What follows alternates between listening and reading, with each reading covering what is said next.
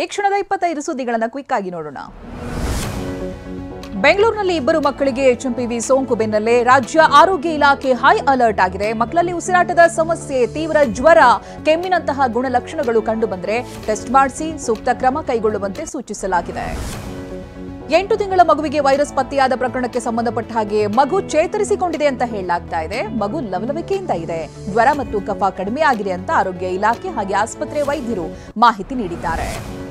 ಬೆಂಗಳೂರಿನಲ್ಲಿ 2 ಪ್ರಕರಣಗಳು ಸೇರಿದಂತೆ ದೇಶದಲ್ಲಿ 7 HMPV ಕೇಸ್ಗಳು ಪತ್ತೆಯಾಗಿದೆ. ಮಹಾರಾಷ್ಟ್ರದ ನಾಗ್ಪುರದಲ್ಲಿ 2, ತಮಿಳುನಾಡಿನಲ್ಲಿ 2 ಹಾಗೆ ಅಹಮದಾಬಾದ್ನಲ್ಲಿ 1 HMPV ಕೇಸ್ ಪತ್ತೆಯಾಗಿದೆ ಅಂತ ಕೇಂದ್ರ ಸರ್ಕಾರ ತಿಳಿಸಿದೆ.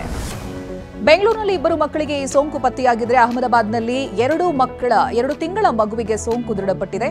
ನಾಗ್ಪುರದಲ್ಲಿ 7 ವರ್ಷದ ಬಾಲಕ ಹಾಗೆ 13 ವರ್ಷದ ಬಾಲಕನಲ್ಲಿ HMPV ಕೇಸ್ ಪತ್ತೆಯಾಗಿದೆ. ತಮಿಳುನಾಡಿನ ಚೆನ್ನೈ ಹಾಗೆ ಸೇಲಂನಲ್ಲಿ ತಲಾ 1 ಕೇಸ್ ಪತ್ತೆಯಾಗಿದೆ.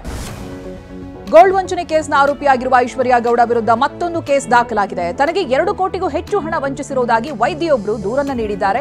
2021ರಲ್ಲಿ ವೈದ್ಯಗೆ ಪರಿಚಯವಾಗಿದ್ದಂತ ಐಶ್ವರ್ಯ DK ಸುರೇಶ್ ತಂಗಿ ಅಂತ ಹೇಳಿಕೊಂಡು ವಂಚಿಸಿದ್ದಾಳೆ ಎನ್ನಲಾಗಿದೆ.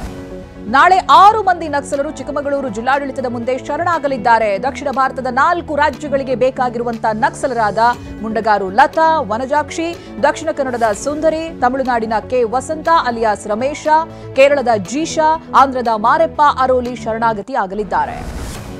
ಉತ್ತರ ಭಾರತದ ಹಲವು ಭಾಗಗಳಲ್ಲಿ ಭೂಕಂಪದ ಅನುಭವವಾಗಿದೆ.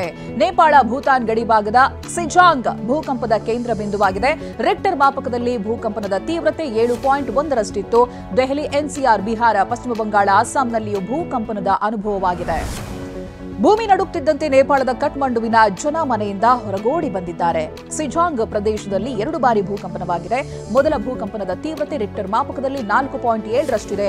ಎರಡನೇ ಬಾರಿ 4.9ರಷ್ಟಿತ್ತು. ಅಸ್ಸಾಂನ ದಿಮಾ ಹಸಾವೋ ಜಿಲ್ಲೆಯ ಉಮ್ರಾಂಗ್ ಸೋನಲ್ಲಿ ಕಲ್ಲಿದ್ದಲು ಮೈನಿಂಗ್ನಲ್ಲಿ ಹಲವು ಕಾರ್ಮಿಕರು ಸಿಕ್ಕಾಕೊಂಡಿದ್ದಾರೆ. ವಿಷಯ ತಿಳಿತಾ ಇದ್ದಂತೆ ಸ್ಥಳಕ್ಕೆ SDRF ಹಾಗೆ NDRF ಪಡೆಗಳು ದೌಡಾಯಿಸಿದೆ, ರಕ್ಷಣಾ ಕಾರ್ಯ ಆರಂಭಿಸಿದೆ.